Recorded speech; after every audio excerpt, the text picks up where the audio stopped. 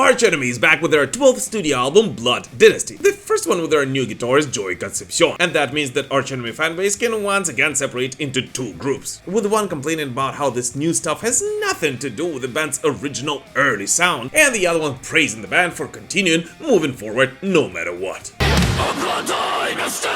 So without any further ado, let's take a look at what is inside Arch Enemy's latest studio album, discuss something strange about its updated sound, and then hopefully answer the question whether it was worth all that hype. Here you go.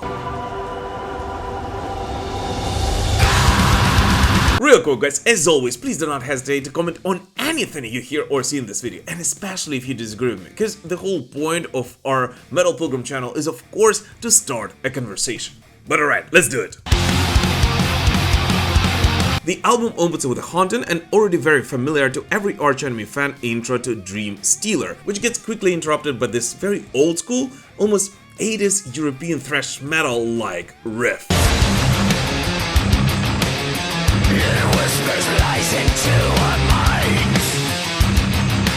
Overall, Dream Stealer is a rather straightforward, yet extremely energetic song, on which Arch Enemy right away point out that Blood Dynasty is going to be a no-compromise album, creating this feeling that this record is going to be much less melodic and much more aggressive than its predecessor, which, for the record, I did enjoy quite a lot.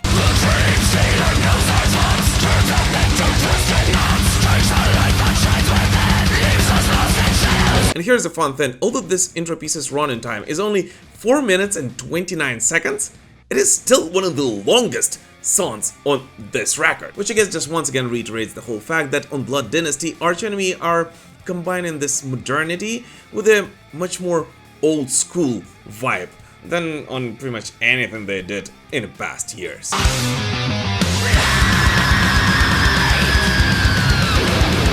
On the commands and riff of Illuminate the Path, Arch Enemy slightly tap into the realm of Amon Amarth sound, thus creating this epic feel to the intro of the song, the sound which they later on of course direct into the waters more familiar to every Arch Enemy fan.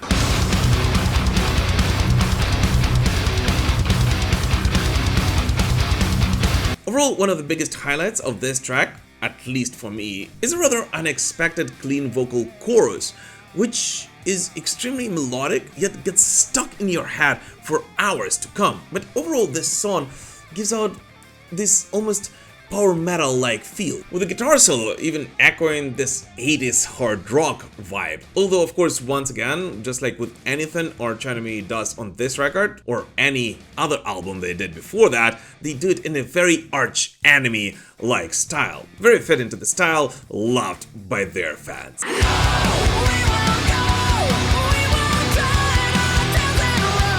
March of the Miscreants, which follows after that, is heavier, nastier, and brings back that sinister groove. But then, just when you're settling into the chaos, comes the third quarter passage. Eerie, suspenseful, and downright enchanting. And that moment alone, at least to me, elevates this song from a solid album cut to why don't they do that more often territory, making this song, which is definitely one of the heaviest ones on this record overall, grow on you with every listen. This is our song, the march of the Miscreants. And here's an interesting thing. Up till right now, Arch Enemy have been taking us on this stylistic roller coaster of a sort, from a song to a song, going from extremely heavy to touchy and melodic, and right back again. And just run a little bit ahead of myself here, they will continue doing that for the rest of the album, and even on the next track. A Million Suns opens with a dark and yet very melodic and enchanting intro, slowly building the tension of this track, which culminates in its chorus. And here's the thing, I know that this song is probably one of the most melodic ones on this record, but the truth is that it also has one of the most enchanting choruses Arch Enemy have done in a rather long time. And for this alone, this actually is one of my favorite songs on Blood Dynasty.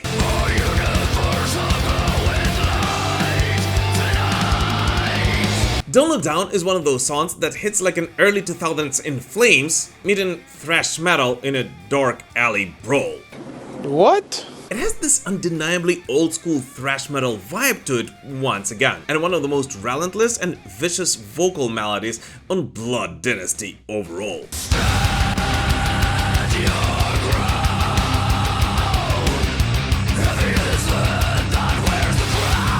And in addition to that, it is one of the most encouraging songs on the album, at least lyrically, and its chorus, despite it not being the most melodic or the most catchiest one on Blood Dynasty, gets stuck in your head for hours to come, making it a perfect closer for the first half of the record.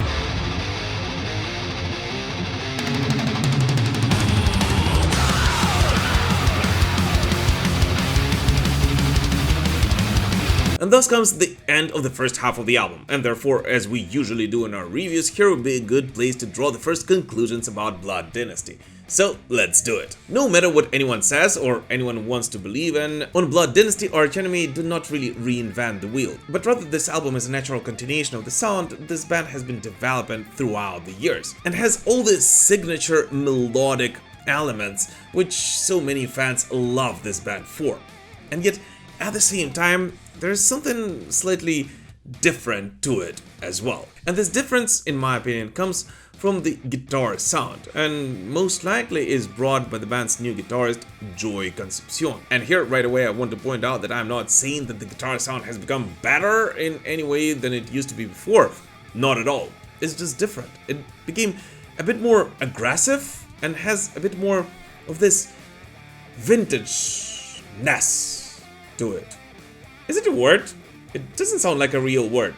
Please correct my Ukrainian ass in the comments as you usually do. But how do you say vintage but a noun? Yeah, but anyways, I think you get what I mean here. Well, sorta kinda. In addition to that, up until this point, and in all honesty, up until the very end of Blood Dynasty, on this album, Arch Enemy are trying to balance both aggression and melody. In my opinion, they're actually able to do that quite masterfully, appealing to both old school fans and to those who are just starting to explore the world of Arch Enemy for themselves.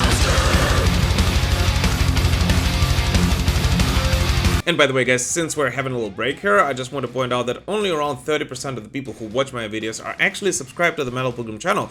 So if you still haven't done so, and especially if this is not the first video you're watching on the show, I would really appreciate it if you would consider doing it right now. Let's continue building this amazing heavy metal community together.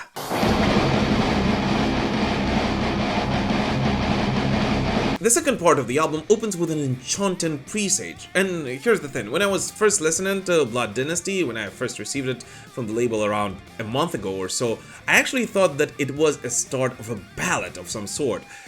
But no, Presage is a bridge to a new chapter of Blood Dynasty, as here's the thing, this album is actually done in a rather old school manner, meaning that it has two clearly separated sides of it, and thus the only purpose of this track is to be a gateway into a second, completely different part of Blood Dynasty.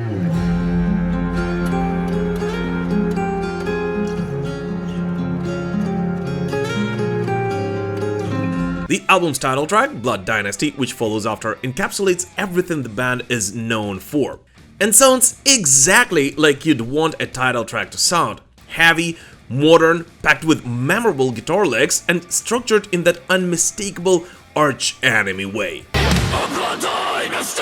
Overall, if there would have to be one song to represent Blood Dynasty, ironically it would be its title track, as it perfectly sums up the album, combining all the different elements of it into a one solid song. Instantly recognizable and very modern era Arch Enemy-like.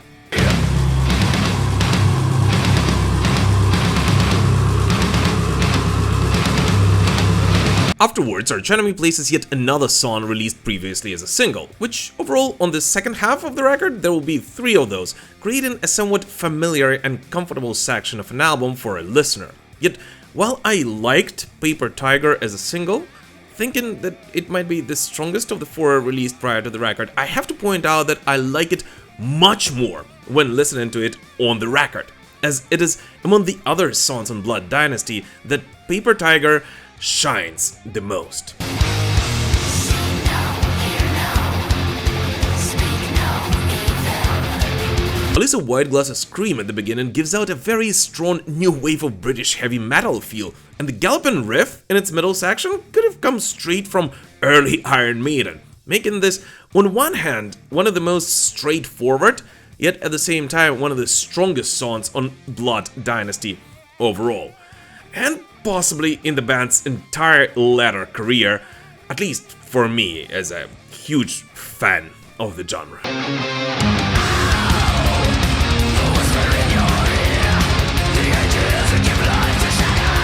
After the intensity of the past two tracks, Arch Enemy decide to suddenly slow down, bringing us to what may be the most unexpected part of Blood Dynasty, a French-speaking ballad, Vivre Libre.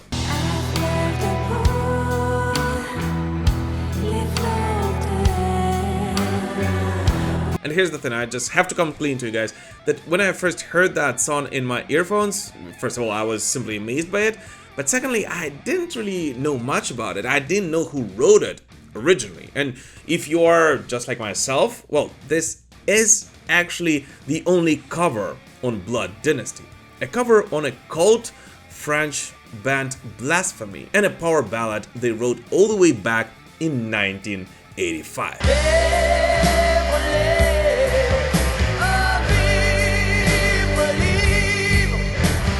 And the truth is that this is where Alyssa white-gluz's voice truly shines and really opens from a completely different angle. Despite the whole fact that this is by far not the first time we hear Alyssa's clean voice. But on this one, she's taken it to a completely different level. And all while actually singing it in not her mother tongue.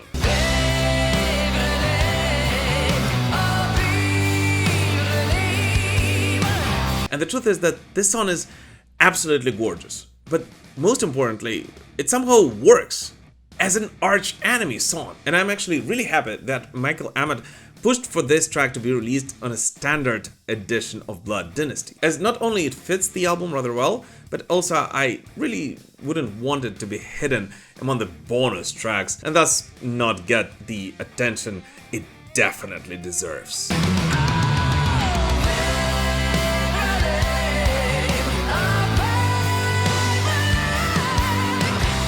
And then we come to the Pendulum, which wakes you up from the enchantment created by its predecessor like a cold shower. And while the song is rather uplifting, I have to also be fair and point out that it also is rather predictable. And I guess it is the closest we come to a filler on Blood Dynasty. At least for me, it is the weakest song on this album, which only purpose is to serve as a bridge between an enchanting Vivre Libre and the final track of Blood Dynasty.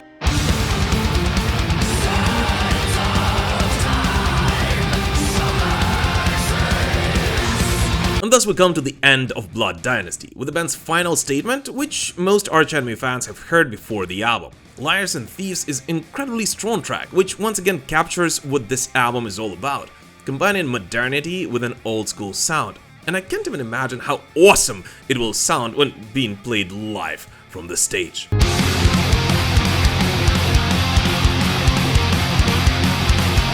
And while we can all argue about which song on this record is the best, one thing is clear: Liars and Thieves, with its extremely catchy chorus and overall feel, is definitely the best way to close the record, making your veins pump and at the same time longing for more music from the melodic death metal titans. So what about Blood Dynasty? Is it a good album? Well, definitely yes, but will it be loved by the Arch Enemy fans? Well, I actually think that yes, as it is true. On Blood Dynasty, Arch Enemy decided to not reinvent the wheel whatsoever. It is a natural continuation of the sound they propagated on its predecessor, but at the same time, it has a slightly different feel to it. It is much less monotonous than Deceivers. And I love Deceivers, so I don't mean monotonous in a bad way. I just mean that every song on that album actually had a rather similar feel and vibe to it. And this is definitely something you cannot say about Blood Dynasty. And yet at the same time, this album is extremely cohesive and can be listened and should be listened to in one take, from the very beginning until the very end. And I also feel like its aggression and a slight old school vibe to it can also be a good gateway for a new generation of Arch Enemy fans. Although, let's be honest here. If you hate Arch Enemy, and if you don't like anything they did in the past 10 or so years, you are not going to like this album. Just like pretty much anything this band can release at this stage in their career. But if you come to it with an open mind, well, there is plenty of tasty stuff right here on the band's 12th studio output. But anyways, what do you guys personally think about Blood Dynasty, and which is your favorite song from this Arch Enemy record? Please let us know in the comments. As always, thank you so much for watching this video, guys, and we will prevail. Slava Ukraini!